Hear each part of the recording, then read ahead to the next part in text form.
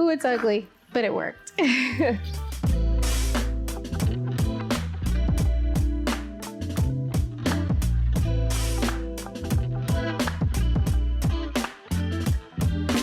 Hi everyone, and welcome back to Alt Baking Bootcamp. I'm your host, Chef Elise. I am a pastry chef and recipe developer. And today we are making the best, most luscious, incredibly delicious gluten-free crepes. We're gonna make them my favorite way, which is just a little bit of fresh lemon juice and a little powdered sugar. I'm telling you, this recipe is unbeatable. It has the incorporation of oat and coconut flour, which adds such a luscious and creamy texture. So let's get into it. I find for things to not get stuck to the bottom, it's best to actually put our liquid in first. So I'm gonna pour in our milk, our oat flour, bit of coconut flour, some melted butter, bit of salt, and 2 eggs.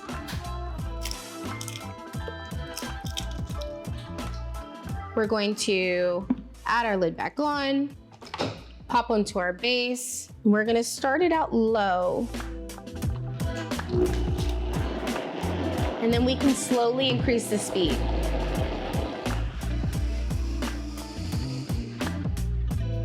Everything has been fully combined and cohesive, and what we're looking for is this. When we tilt, we don't see any residual on the side. So now I'm gonna pop this into the fridge to let that cool down and set for 1 hour. So now we're ready to grease our pan and get cooking. So I'm gonna turn our flame to low medium heat, and then I'm gonna grab some butter, and I'm just gonna carefully rub it across the entire bottom. And if you're thinking, yes, this is a lot of butter, well, of course it is, it's French. So while this is coming up to temp, I'm gonna take a look at our batter and see how it's doing. Ooh, it looks really good.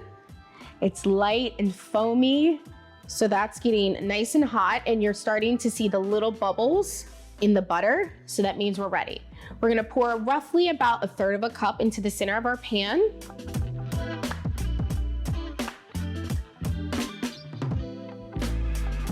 And then I'm just going to carefully rotate it around so that it's touching all the edges. And then I'm gonna leave it alone and not touch it for a moment. So you see how the batter is no longer moving and it's already beginning to tighten up and it seems like it's completely cooked. That's exactly what we're looking for. It's almost ready to flip. I'm gonna just touch the edges to move them and just see how they're doing. And it's okay if it happens to tear. You're gonna fold it and eat it and enjoy it anyway. We are almost there. The edges are getting golden. All right.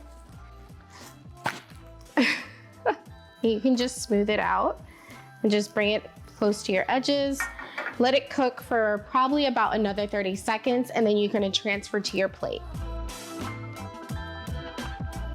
I'm gonna go ahead and make a couple more, and I'll meet you back here, and then we'll assemble. Okay, so now that this is cooled for a second, I'm going to fold it into a triangle, which I've already done with the 3 over here.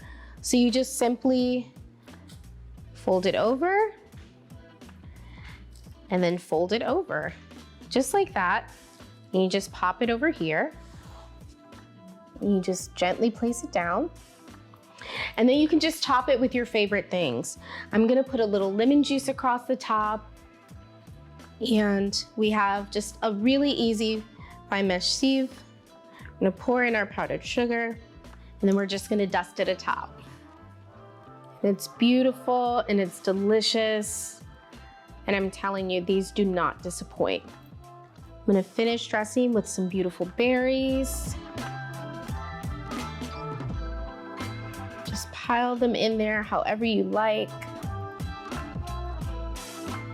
I say the more the better. One final dusting. And then that's it. It's as simple as that. They come together beautifully. They're going to taste fabulous. And I'm telling you, you're going to thank me. Okay, so I let them cool just a bit, but they're still nice and warm. I'm gonna grab this one right here. Lovely raspberry for some tartness. Let's see. Oh my God, it's so good. It has such a rich and smooth velvety mouthfeel. And the confectionate sugar, it's such a great little sweetness. And the berry adds a tart note. These are so divine. We did it. We made our delicious gluten-free crepes. They are luscious and divine, and they came together so quickly and so easily. For more recipes like this, make sure you subscribe to Well+Good, and I'll see you next time. Bye.